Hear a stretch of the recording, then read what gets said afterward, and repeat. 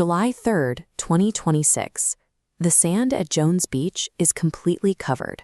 100,000 people are packed shoulder to shoulder for an upcoming air show, all looking up to watch the sky.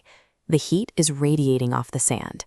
It's loud, festive, and almost every set of eyes is fixed upward, completely oblivious to the water directly behind them. But beneath the surface, a separate pattern was forming. In the days leading up to the holiday, the Long Island coast had recorded a quiet but steady string of shark sightings. This map tracks coastal predator sightings leading up to the holiday. A creeping cluster of activity moves directly towards Jones Beach. Then the holiday weekend arrives. A massive density of humans floods the exact waters where those predators gathered. When you have record-breaking crowds filtering into a concentrated zone of predator activity, the math narrows. A collision becomes highly probable. It only requires a trigger. That collision occurred right here at Field 6. Out in the vast sprawl of the state park, this specific stretch of water is where the holiday suddenly stopped.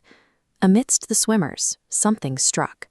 A swimmer felt a violent, localized impact to their right foot, pulled beneath the surface by a burst of energy. The unseen struggle was brief, but it left clear physical evidence.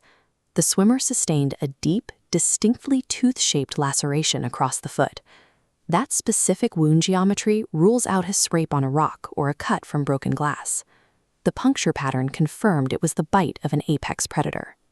Within seconds, the realization of what had just happened spread from the immediate swimmers out to the dry shoreline. A single strike shattered the illusion of the beach as a pristine, controlled swimming pool. In an instant, the water reverted to a wild marine habitat. The emergency response was immediate.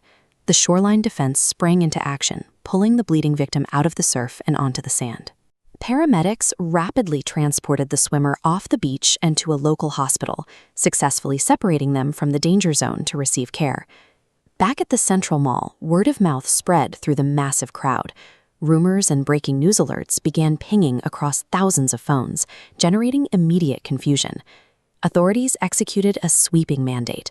They ordered a total lockdown of the beach, banned anyone from entering the surf, and launched an intensive search protocol. But the search revealed a stark irony. Despite deploying boats, drones, and hundreds of human spotters, a full hour ticked by with zero signs of the animal. The shark had completely vanished into the deep ocean. The massive, fruitless search proved a simple reality. Human authority, with all its organization and resources, stops exactly at the water's edge. Look at the beach now. 100,000 people are sitting on dry land, staring at an ocean they are strictly barred from entering. The paradox here is that this risk is actually the result of an environmental success.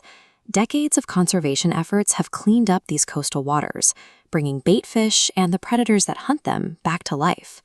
We now have two distinct trends moving in parallel: a healthy predator population returning to the water, and an ever-growing density of humans flocking to the coasts every summer. It leaves us with a difficult choice. Do we treat encounters like this as isolated tragedies that we can simply manage away with more drones and tighter lifeguard patrols?